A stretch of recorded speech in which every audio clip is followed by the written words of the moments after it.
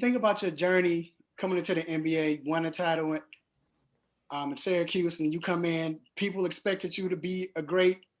I'm pretty sure you wanted to be great, not as far as number wise, but just be a great player.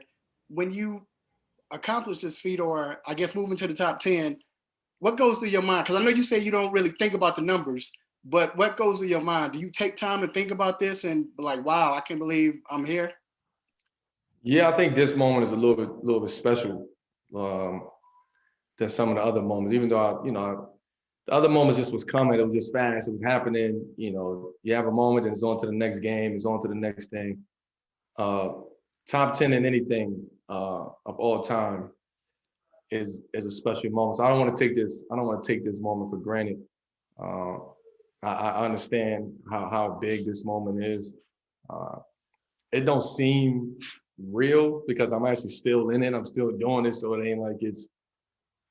I don't want to downplay it. I'm excited about it. I'm blessed, to be able to accomplish this in year 18.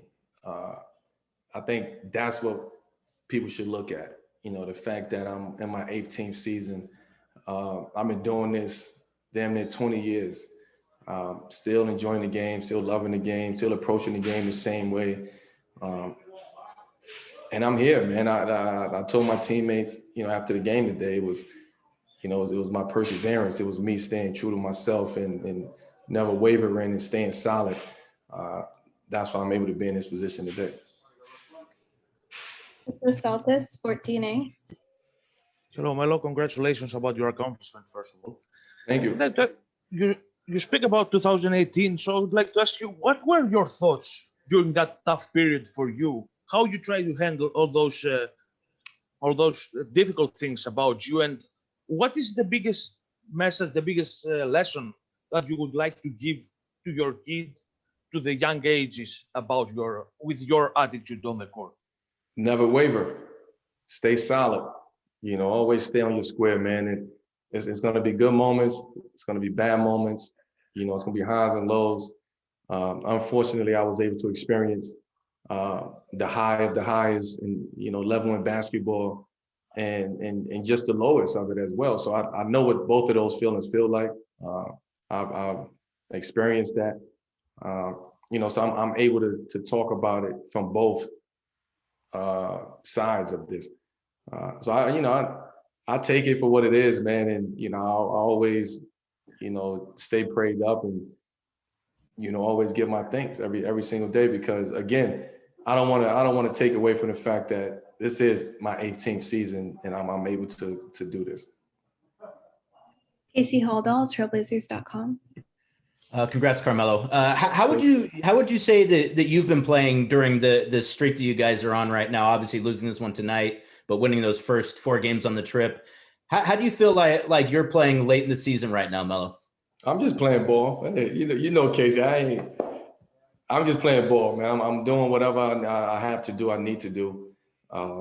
Whatever the situation is going out there, just hooping, playing basketball. Again, trying to keep that joy in it. Some days it's harder than others. I can't lie. But for the most part, I try to find joy in what I do and how I approach the game still. Melo, could you explain what makes a day hard sometimes, I guess? What makes a day hard? Well, for you, I guess, because I think people look at you and they're like, you're Carmelo Anthony. Like, I'm human, right? I'm human. I have ups and downs. I have good days. I have bad days, just like everybody else. Just because I'm out there, working and smiling and happy, and I'm just like everybody else. I'm sure you have good days and bad days, and everybody on this Zoom have good days and bad days. Some days are better than others. So again, I'm human. I have those days. I just try not to let those days or those moments weigh on me too heavy. Absolutely. Thank you, Melo. Aaron Fentress with the Oregonian.